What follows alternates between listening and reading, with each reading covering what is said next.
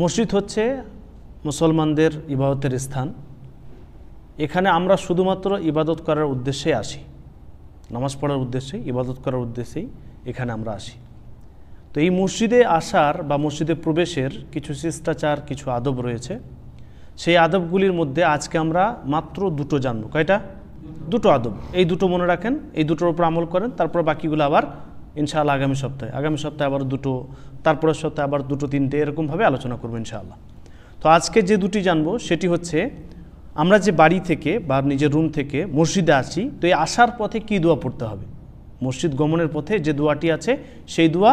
আর দ্বিতীয় হচ্ছে, বাড়ি থেকে যদি আপনি উজু করে আসেন তাহলে তার ফজিলত কি। তো মসজিদ গমনের পথে, অর্থাৎ মসজিদ যখন আপনি আসতে শুরু করছেন নিজের বাসা থেকে, নিজের বাড়ি থেকে যখন মসজিদে নামাজ পড়ার উদ্দেশ্যে আসবেন তখন কি দোয়া পড়বেন, এ সম্পর্কে একটি হাদিস রয়েছে সহিহ মুসলিমের মধ্যে। আব্দুল্লাহ ইবনে আব্বাস রাদিয়াল্লাহু তাআলা আনহু থেকে বর্ণিত, তিনি বলেন, খারাজা ইলাস সালাত, যখন রাসূল সাল্লাল্লাহু আলাইহি ওয়াসাল্লাম নিজের ঘর থেকে, নিজের রুম থেকে বেরিয়ে আসতেন মসজিদের দিকে, তখন তিনি কি পড়তেন। সাল্লাল্লাহু আলাইহি ওয়াসাল্লাম যদিও পাশে ছিলেন, কিন্তু আমরা দূরে, সবার তো বাড়ি আর মসজিদের পাশে নয়। কারোর বাড়ি হয়তো 100 মিটার, 200 মিটার, কারোর 500 মিটারও হতে পারে দূরে।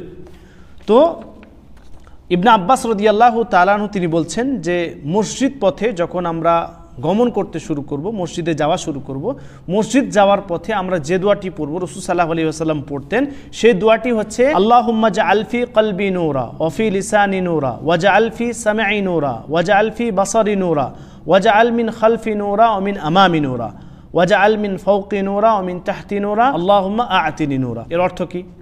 আল্লাহুম্মা জাআল ফি কলবি নূরা, হে আল্লাহ তুমি আমার অন্তরে নূর দাও, নূরের হিদায়ত দাও। মানে এই অন্তরে যেন কোনো ধরনের ফাসাদ না থাকে, এই অন্তরে কোনো ধরনের ফাসিদ আকীদা যেন না থাকে, এরকম রোশনি দাও, এরকম নূর দাও আমার অন্তরে, যেন কোনো ধরনের বাতিল আকীদা, কোনো ধরনের ফাসিদ আকীদা যেন না থাকে। হে আল্লাহ তুমি আমার অন্তরে নূর দাও, নূরের হিদায়ত দাও, এমন নূর দাও যে নূর কি করবে, যে নূর আপনাকে আপনার অন্তরের যে সমস্ত গুনাহ আছে সেগুলো থেকে দূরে রাখবে, আপনার অন্তরকে ফাসিদ আকীদা থেকে দূরে রাখবে, আপনার অন্তরকে হাসাদ, হিংসা, বিদ্বেষ থেকে দূরে রাখবে, আপনার অন্তরকে নিফাক থেকে দূরে রাখবে। অর্থাৎ আপনি আল্লাহ তাআলার কাছে এই হিদায়াত চাইছেন যে, হে আল্লাহ আমার অন্তরকে পবিত্র রাখো গুনাহ থেকে, আমার অন্তরকে নিফাক থেকে, হিংসা থেকে, ফাসিদ আকীদা থেকে, বাতিল আকীদা থেকে আমাকে, আমার অন্তরকে পবিত্র রাখো।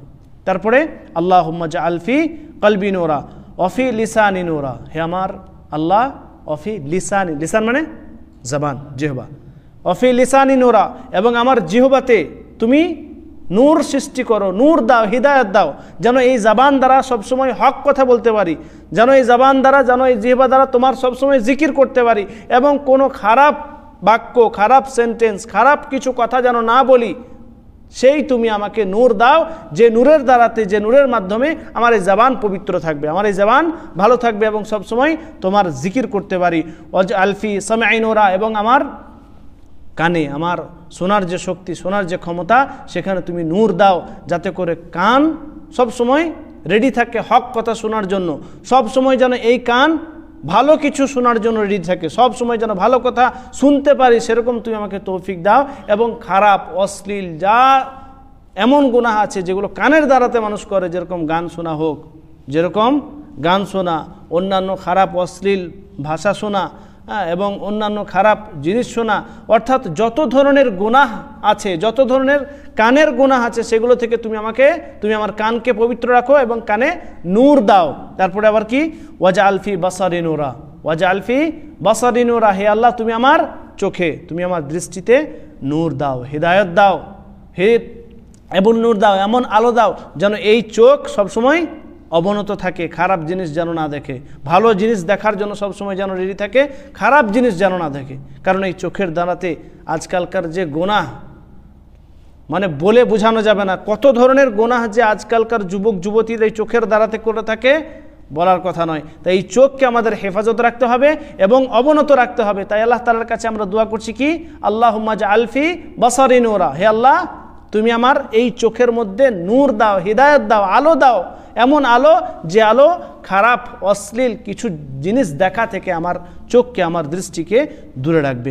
তারপরে ওয়াজআল ফি খালফি নূরা মিন আমামি নূরা, আমার পিছনে, আমার সামনে, অমিন ফাউকে নোরা, অমিন তাহতি নোরা, এবং ওপরে নিচে সব দিক দিয়ে আমার নূরে ভরে দাও, সব দিক আমার নূরে ভরে দাও, সামনে পিছনে উপরে নিচে সব দিক আমার যেন নূর থাকে, এমন নূর যে নূর যেন আপনাকে সব সময় কি করে, হিদায়তের পথে নিয়ে যায়। যখনই আপনি ডানে বামে পিছনে সামনে যেদিকেই যাবেন, যেদিকেই চলবেন, সেটা যেন ভালো পথ হয়, খারাপ পথ যেন না বাছাই করে নেয়, এবং শয়তান যেন আপনাকে কোনো দিক থেকে আক্রমণ না করতে পারে, সেরকমভাবে আপনি দোয়া করছেন। আল্লাহুম্মা আ'তিনি নূরা, হে আল্লাহ তুমি আমাকে নূর দাও, আমাকে হিদায়ত দাও, আমাকে এমন আলো দাও যে আলো, যে হিদায়ত, যেই রোশনি আমাকে সব সময় ভালো পথ দেখাবে, হিদায়তের পথ দেখাবে। বুঝতে পারলাম দোয়াটি? দোয়াটা খুব সুন্দর না? তাহলে সুন্দর দোয়া শুধু মুখস্থ করতে হবে, শুধু মুখস্থ করতে হবে। এই দোয়া যদি আপনি মুখস্থ করেন তাহলে ইনশাআল্লাহ এই দোয়ার মধ্যে অনেক কিছু জিনিস আছে, আপনি শুধু ভাববেন সমস্ত জিনিসগুলো। দেখুন দোয়ার অর্থ আমরা কেন বলি যে দোয়ার অর্থগুলো আপনি একটু বুঝেন, বুঝলেই তো আপনি বুঝতে পারবেন। এই আজকে ধরুন বুঝলেন যে আল্লাহুম্মা জাআল ফি কলবি নূরা, হে আল্লাহ তুমি আমার অন্তরে নূর সৃষ্টি করো। যদি আপনি শুধু বাংলা পড়ে নেন, কি বুঝলেন? নূর সৃষ্টি করো, নূর দাও।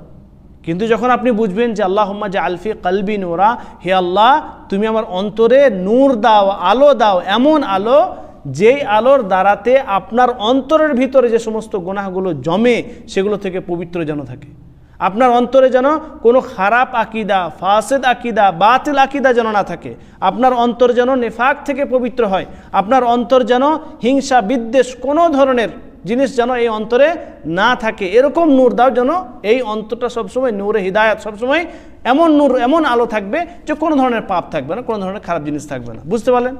তো এরকমভাবে চোখ, কান, আরও ইত্যাদি যা আছে সবগুলোরই জন্য আমরা দোয়া করলাম। দ্বিতীয় হচ্ছে উজু করে মসজিদে আসার বিশেষ একটি ফজিলতের হাদিস। আল্লাহ রাসূল সাল্লাল্লাহু আলাইহি ওয়াসাল্লাম তিনি বলেন, যদি সুন্দরভাবে কেউ বাড়ি থেকে বা নিজের রুম থেকে উজু করে আসে তাহলে তার একটি বিশেষ ফজিলত রয়েছে, এবং এটি হচ্ছে উত্তম একটি স্বভাব। সহিহ মুসলিমের হাদিস, রাসূল সাল্লাল্লাহু আলাইহি ওয়াসাল্লাম তিনি বলছেন, মান তাতাহহারা ফি বাইতিহি সুম্মা মাশা ইলা বাইতিন মিন বুয়ুতিল্লাহ লিয়াকদিয়া ফরিদাতাম মিন ফরাইদিল্লাহ, যে ব্যক্তি বাড়ি থেকে উজু করে হেঁটে মসজিদের দিকে আসবে ফরজ নামাজ আদায় করার উদ্দেশ্যে, কানাত খাতওয়াতাহু ইহদাহুমা তাহুত্তু খাতিয়া ওয়াল উখরা তারফাউ দারাজা, কি করবে? শুধুমাত্র বাড়ি থেকে সুন্দরভাবে উজু করবে, সুন্দরভাবে বাড়ি থেকে উজু করে মসজিদের দিকে ফরজ নামাজ পড়ার উদ্দেশ্যে আসবে, সেই ব্যক্তির প্রত্যেকটি পদক্ষেপে একটি করে গুনাহ ঝরবে আর একটি করে মর্যাদা বৃদ্ধি করা হবে। সুবহানাল্লাহ। আপনি ধরেন আপনার রুম থেকে যদি মসজিদ পর্যন্ত 100 কদম ফেলে আসেন তাহলে আপনার 100টি গুনাহ ঝরে গেল এবং 100টি মর্যাদা বৃদ্ধি পেয়ে গেল। সুবহানাল্লাহ। ওই জন্য আমরা ইনশাআল্লাহ 5 ওয়াক্ত নামাজ পড়তে আসার আগে বাড়ি থেকে উজু করে আসবো, সুন্দরভাবে বাড়িতে উজু করব, রুমে উজু করব, নিজের যেটা রুমের পাশে উজু করার জায়গা সেখানে উজু করব, উজু করার পর তারপরে ফরজ নামাজ পড়ার জন্য মসজিদে আসব। তাহলে ইনশাআল্লাহ আপনার প্রত্যেকটি পদক্ষেপে একটি করে গুনাহ ঝরবে, যটা কদম ফেলবেন তটা করে গুনাহ ঝরবে আর আপনার তয়টা করে মর্যাদা বৃদ্ধি পাবে। সুবহানাল্লাহ।